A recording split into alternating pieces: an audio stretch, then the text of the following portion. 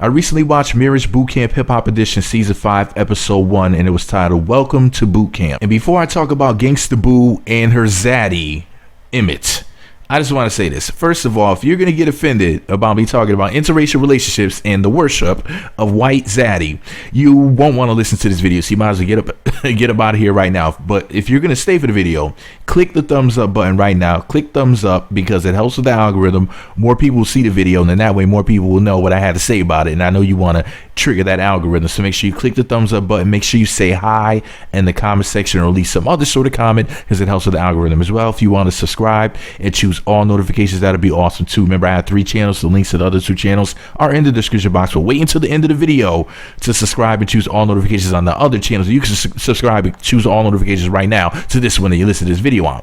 Here's the deal, right? So Gangsta Boo from 3 6 Mafia and her zaddy Emmet are a train wreck. Her attitude does not fly with him. It's not working. You know, she's not going to change. She's stuck in her ways.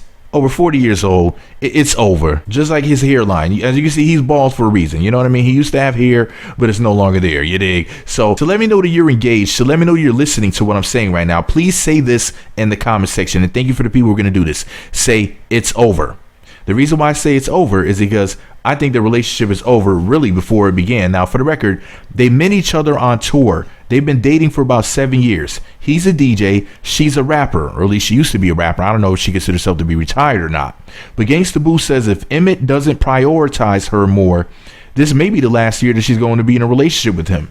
Now, as soon as they walked into the Marriage Bootcamp house, Gangsta Boo asked her castmates where the alcohol was. And to me, that sounds like a sign. I mean, unless she's an alcoholic. Well, why would she need a drink as soon as she walked into the house? Is he really stressing her out that much? Is she going to go bald next? Anyway, Emmet says if she wants him to marry her, she has to stop bossing him around and check her attitude. Gangsta Boo goes on to say that she's a BWA, a bitch with an attitude.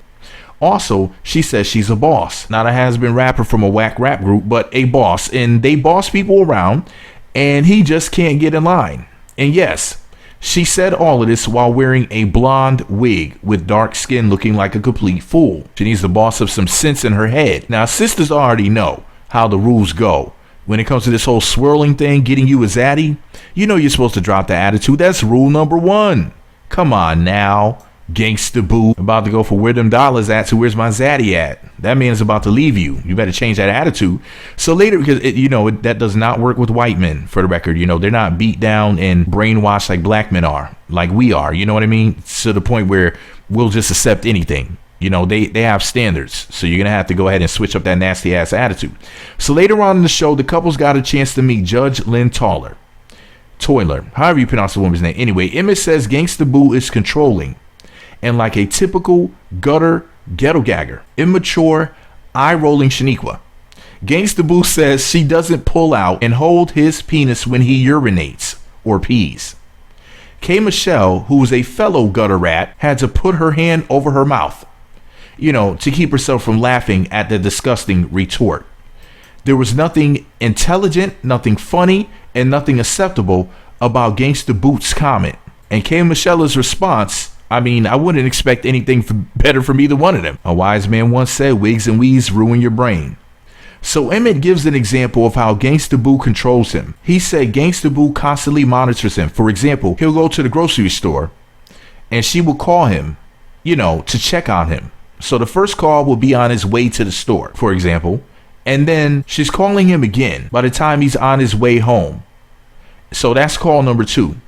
And then she'll continue with the foolishness when he gets home, basically being a shit starter for no reason and acting like an insecure little puppy. Now, Gangsta Boo tells Judge Lynn Toiler her toxic feminist behavior is, quote, like cute. That's literally what she said. It's like cute. Dear Gangsta Boo, 4-year-olds are cute. You're a grown woman. You're 42 years old. You'll be 43 in August, 4 months from now. There's nothing cute about a geriatric woman past her childbearing years acting like a child. What makes matters worse is Gangsta Boo admits her tongue is her weapon. And if anybody knows anything about girls, when so-called sisters give advice to other so-called sisters about how to date interracially, the number 1 rule is to drop the black girl attitude, because that bullshit you call yourself doing to black men is not going to fly with Mr. Charlie your God, okay? Can you believe her ancestors died for her to, you know what? I digress. Emmet goes on to say that he has a lot of insecurities, and when she says certain things to him, it emasculates him. Yes, her words emasculate him. For the record, Mr. Charlie. Okay? Now, the funny thing about it is, everything they were saying to each other were the same complaints, literally. The exact same conversation that black men have been having with black women this whole time. I mean, for eons, for decades, maybe even centuries. So either Mr. Charlie is lying or you heifers are the problem. And we all know who's causing the trouble out here. I mean, she sat up there, suntan black, wearing a sunray yellow wig. So, you know, she can't be right in the head or right on the head either.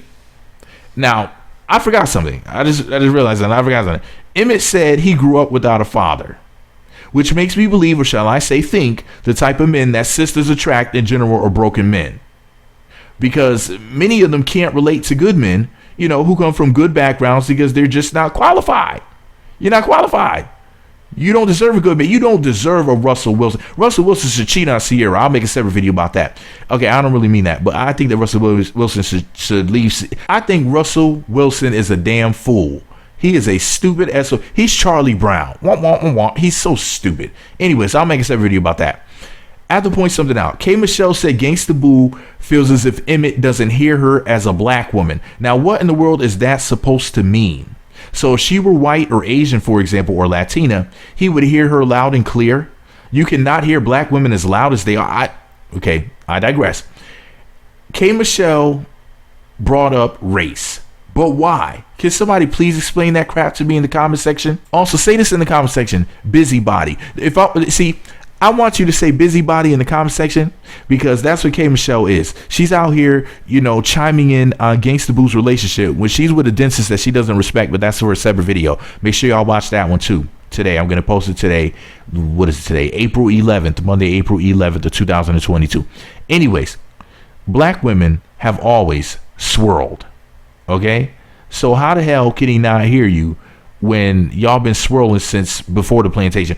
In fact, the modern day black woman, her attitude and self-hatred and them dusty wigs and weaves, this delusional thinking, her contempt for black men, all of it. This person who stands before you is the Frankenstein monster that white supremacy created and gave birth to. Okay?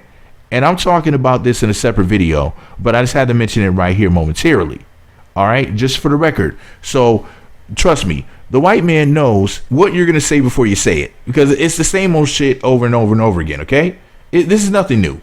It's the same thing. Okay? You have black girl magic, black girls rock, you rock, you're magical, you're so freaking amazing, but also with the same token, you're so downtrodden and everybody's against you, and the white, your own boyfriend, husband, fiance, whatever, can't hear you.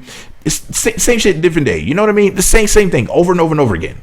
It's the same storyline, same crap, all a bunch of crap, but whatever. Anyway, later on in this episode, when the cast first go to their bedrooms, there's words plastered on the walls, foul things that the couples have said to each other. You know, they have one comment from the man and one comment from the woman. But nowadays, there's more than just men and women out here. So shout out to the mooses and ducks because I want to make sure that I'm inclusive to everybody. Diversity. Anyway, Gangsta Boo's boyfriend, Emmet, called her a word that started with the letter C. And I know what you're all thinking. The 4-letter word that starts with the letter C that rhymes with grunt.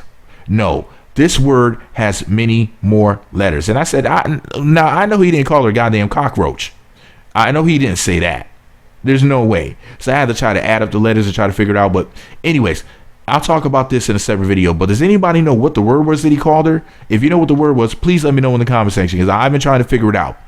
Anyway, when Gangsta Boo and Emmet went to their bedroom, there's a pair of boxing gloves in the bedroom representing the combativeness in their relationship. And their room is nicknamed the combat room. This makes me have to ask this question. I know this is going to trigger somebody.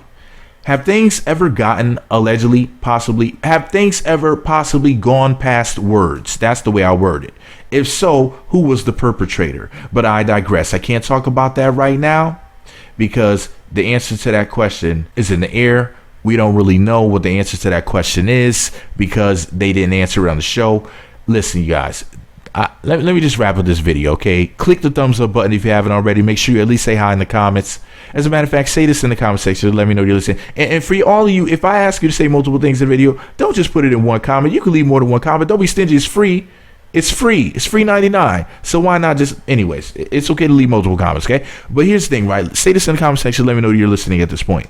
Say boom, like BOOMY, boom. Because, I mean, their relationship is so explosive. If you really think about it, it's like, it seems like as if they're arguing over nothing other than her immaturity and her pettiness. You got a man who appears to be faithful to you. You know, he respects you, even though you feel disrespected, because black women are always feeling, black women feel, unless you're worshiping her, she feels disrespected. And then if you do worship her, then she's like, wait a second, okay, now I'm going to cheat on you because you shouldn't be worshiping me. I don't want a man to do all of that. It's, you know, bunch of foolishness, just chaos and confusion for no other reason than to just be chaotic and just cause confusion. Just a waste of time. But here's the thing, okay? So I think that they should just break up. I don't think she's mentally mature enough to be in a relationship like a lot of women out here. You know, society set up in such a way where when women do wrong, it's considered to be okay. It's considered to be acceptable. People make excuses. You know, people will deflect for women. People will basically fight for women's right to be divisive, stupid, crazy, you know, whatever they want to do. Now, men, you know, they're on our ass. If a man does something wrong, it's like, wait a second, brother, what are you doing here? You know, you need to stop doing this. You need to grow up. You need to be a man. You need to take lead. You need to do this and that. All these rules for being a man. You need to protect and provide. You need to die for a woman over her, you know, her ego or whatever. Somebody says something to her. You need to throw your career away and slap somebody at an award show with millions of people watching, you know, because her little feelings got hurt. You know, all types of crap, all types of rules for men. While women aren't really expected to do anything. Women aren't even expected to have children, clean house, you know, cook, nothing. There's nothing that women are expected to do nowadays in America, in the West in general, but particularly in America. No rules, no regulations, you know, no standards, nothing. You don't even have to act decent. You don't even have to take good care of your children. You can take okay care of your children, and that's considered to be acceptable. In a lot of cases, you can take bad care of your children because maybe she's depressed, maybe she's going through things. You know, there's all sorts of excuses. Women are given the benefit of the doubt, while men are given the doubt of the benefit, particularly black men. But I mean, just look at what Tahiri did. Tahiri and Votto, you know, the throwing of the apples and all of it. You know, everything that happened on the earlier season of Marriage Bootcamp and how she got away. And Dr. Ish made excuses for her, and basically Votto should have sued the show, and he should have pressed charges against Tahiri. Tahiri should still be in jail right now. But see, that's the way the sisters treat black men behind the scenes, truth be told. For the most part, I'm not saying every black woman, because I had to make sure I say that, so that nobody gets the feeling sort of like, well, I'm not like that, me. Well, then I wasn't talking to you, slowpoke. Okay, I just wasn't talking to you. Damn, you know. With sisters, you got to explain every little thing. You know, people speak in general, and you're not expected to say things like not all, you know, unless you're talking about black women. Then you got to make sure you spell out everything to a T. You got to give them an out, you know. You got to say not all, so that way you don't hurt their feelings. Meanwhile, they say and do whatever the hell they want to do. And that's just the way that the game goes. Because, you know, you don't want to see these sisters just really lose it on you. You know what I mean? You don't want to see them go full malfunction. But I digress. So let me know you made it all the way into the end of this video. Please say the following in the comment section. Petty. The secret password is petty because Gangsta Boo is a petty heifer. I mean, she acts like a teenage girl, which a lot of sisters act like, truth be told. But it's like, grow up. You're in a relationship with a grown man, and, you know, put your big girl panties on and act like an adult. All this eye rolling, and she's up there being so rude that she's falling asleep while the other castmates were up there basically explaining their story. I mean, the whole point of you being there is for you to learn from other people's mistakes and for you to better your relationship.